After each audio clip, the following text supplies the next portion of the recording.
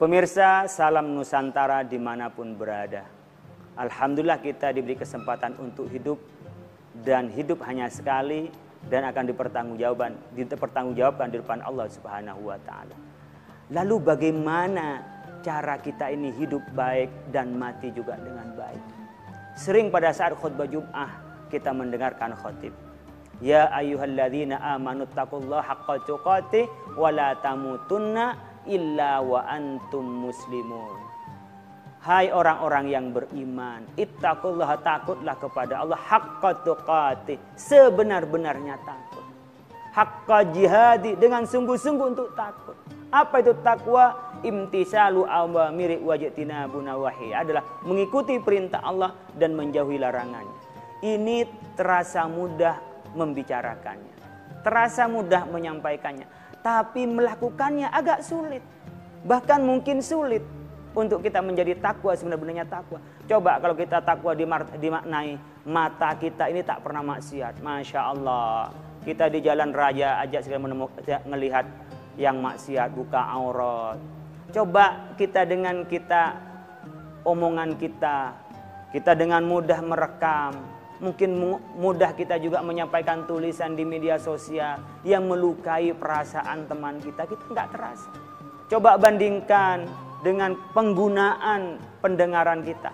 Mana yang digunakan untuk mendengarkan kebaikan dan digunakan untuk mendengarkan keburukan. Mana yang mendengarkan sesuatu yang bermanfaat dan mendengarkan hanya sesuatu yang sifatnya santai-santai dan foya-foya saja. Coba bandingkan dari yang kita punya ini. Itulah takwa. Mari kita gunakan kaki kita, berapa panjang langkah kita digunakan untuk mendekatkan diri kepada Allah, dan berapa panjang langkah kita ini yang digunakan untuk maksiat kepada Allah Subhanahu wa taala. Haqqa tuqatih wa la tamutunna illa wa antum muslimun. Jangan engkau mati kecuali mati Islam. Semua kita pengen mati Islam, tapi semua kita itu bisa. Tetapi kita diserukan wala tamutunna, padahal yang mematikan adalah Allah, yang menghidupkan adalah Allah, yang memberi rezeki adalah Allah. Kenapa disampaikan wala tamutunna, jangan kau mati kecuali mati Islam? Bisa enggak kita mengelak untuk tidak mati Islam? Bisa. Bisa enggak kita juga mati Islam? Bisa. Siapa yang membuat? Diri kita sendiri. Kitalah yang bisa membuat. Kalau kita ingin mati Islam, maka kita jaga keislaman kita. Kalau kita ingin husnul khotimah, jagalah kebaikan kita. Maka disebutkan dalam tafsirnya wala tamutunna illa wa antum muslimun, kata Ibnu Katsir, hafidhu ala islamikum, peliharalah atas keislaman kalian. Kenapa? Karena kita ini akan mati Islam. Fa innallaha qad ajra adatahu anna man 'asha ala syai'in mata 'alaihi wa man mata 'alaihi bu'isa fihi. Katanya karena Allah memberikan tradisinya, man 'asha 'ala syai'in mata 'alaihi. Orang yang hidup dengan cara sesuatu, maka matinya akan menjadi caranya dia mati. Coba lihat kita, buktinya. Orang yang profesinya itu mikir, profesinya menggunakan otak, maka serangan penyakitnya banyak melalui otak.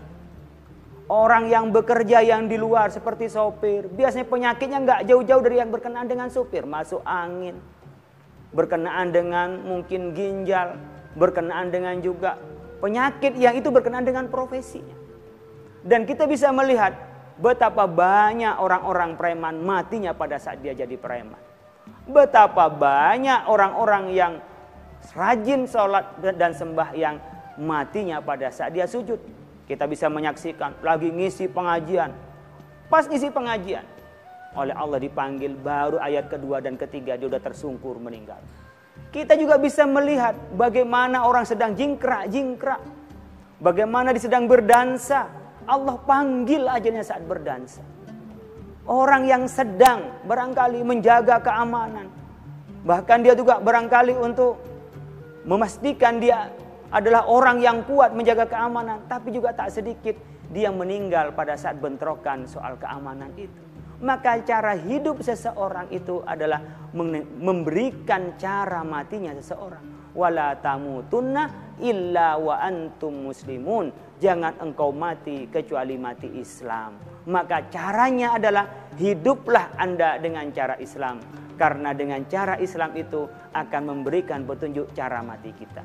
Jadi sebenarnya pola hidup kita, tingkah laku kita, cara kita ini adalah bagian dari tanda-tanda kematian kita. Miriplah dengan kita ketika melihat anak masih kecil, anak yang masih remaja. Ketika anak masih kecil, masih remaja, dia orangnya rajin, orangnya cekatan, orangnya baik, bahkan mempunyai jiwa kepemimpinan. Biasanya nggak begitu lama ia akan terlihat jiwa kepemimpinannya. Tak terlalu lama dia akan terlihat tentang bagaimana kiprahnya. Sebagaimana Rasulullah SAW dari sedari masih kecil itu udah ada tanda-tanda kenabiannya.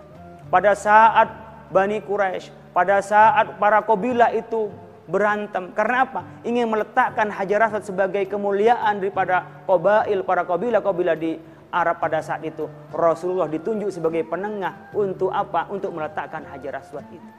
Bagaimana terbuktinya? Sedari dini sudah ketahui. Nabi Sulaiman alaihissalam mulai dari kecil sudah ketahuan ketika Nabi Daud alaihissalam memutuskan perkara tentang ternak atau kambing yang makan tanaman tetangganya. Lalu kambingnya disuruh berikan pada tetangganya. Nabi Sulaiman sudah memberi usulan bagaimana kalau kambingnya hanya dimanfaatkan oleh tetangganya, sementara tanaman itu dipulihkan kembali oleh orang yang punya kambing, sehingga kambingnya tidak pindah kepemilikan dan tanamannya terus berjalan. Jadi mulai sedari dini kita sudah ketahuan arah kita dewasa jadi apa. Begitu juga pada saat hidup ini kita sudah tahu pada saat hidup ini adalah tanda-tanda dari kematian kita dan adalah jalan menuju akhirat kita. Di dunia baik, insya Allah akhirat baik. Di dunia selamat, insya Allah di akhirat juga selamat. Fid dunya hasanah wa fil akhirati hasanah.